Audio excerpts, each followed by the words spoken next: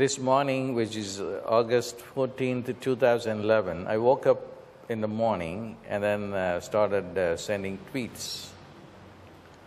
I was compelled to do so because I just had a realization that unless that God participates in our lives, we are not going to progress. But unfortunately, we are kind of disconnect with God because our schools and our society, our contemporary civilization, somehow want to stay away from God. That's why there are no prayers in schools, and if there is a move to do that, and then there is opposition. So we live in an anti-God civilization, and that's the problem. And it is going to all change during the golden age, and I'm not going to worry about this in this video.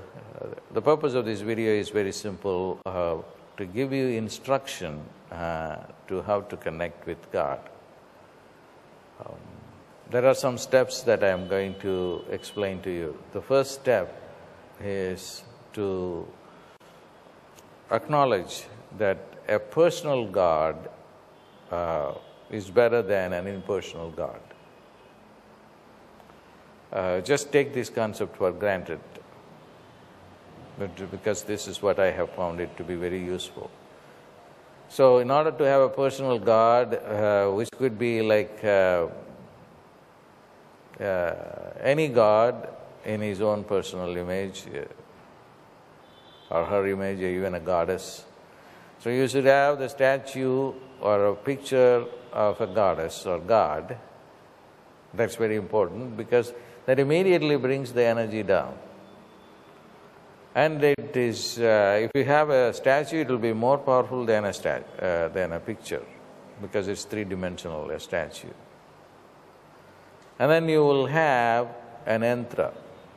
Yantra is a magical diagram, which is a science, a spiritual science, discovered by yogis and rishis and siddhas, who were able to capture the energy of a particular god or goddess in geometrical designs, which comprise of triangles, circles, and squares, and rectangles. And they knew the sacred geometry that can bring the energy of the divine into this earth plane.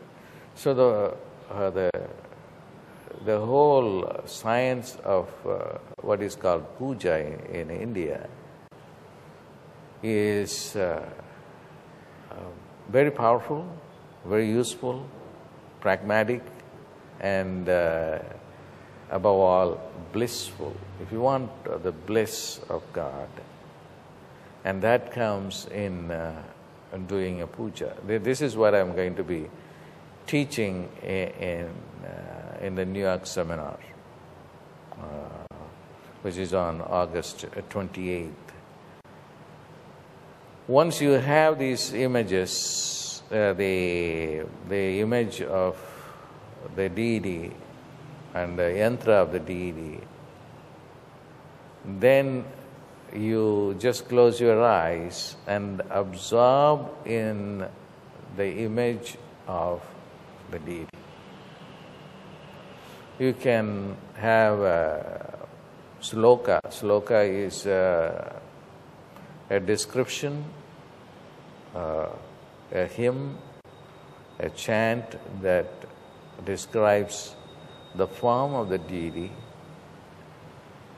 and along with it a praise. Praise is the glory. You think about the glory of this particular deity, whether he's a warrior or whether he is one who comes to rescue you from difficulties, or one who removes obstacles like Ganesha, and you get absorbed in that. And the yantra also, you see the yantra and the design in your mind while you are also doing a ceremony. And the ceremony involves like putting flowers. The flowers have tremendous power to bring the god into this earth plane, or the gods into the earth plane. So if you can get hold of flowers, fragrant flowers, beautiful flowers, and then offer them to the statue or to the picture, and then pray, and you will have tremendous amount of joy that will come out of that. You have to take time, don't rush it. You have to really create an ambience, like a very beautiful spot. Even if you live in a one-bedroom apartment, find a corner, and in the corner you will have an altar set up with light a lamp, light an incense, and so that and then put on new clothes or washed clothes, and then preferably after you have taken a shower, and then just set up this altar with the flowers and light and incense, and then close your eyes and look, see the deity in your mind's eye, and then pray. After you have done this little ceremony, you will find that you are in bliss. Not only that you are in bliss, but you are able to accomplish a lot more than what you can usually do in a meditation, because in a meditation you are distracted and it's not so enjoyable. That's why a certain group of people, like the group of Madhvacharya is a great saint that whom I personally like very much, and he completely says that the only way that you can connect with God is through image worship, and image worship is the only way. Okay, and that's how God can make himself available.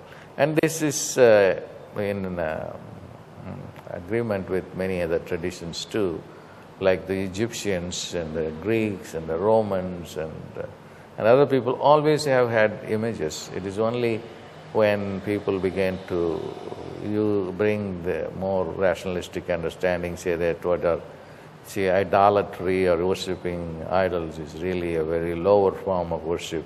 So you have to see God as not confined to one particular object and these kinds of things. Philosophically, it may be more stimulating, but practically speaking, if you want bliss and if you want answers, I join with Madhvacharya and say that this is the best way to do. And this is what I'm going to be teaching in the New York seminar. This is my new teaching, and I'm going to emphasize this, also make more videos on this. So I invite you to come and participate in this seminar in New York, where I will introduce you the Puja system and also give you an initiation into the whole process.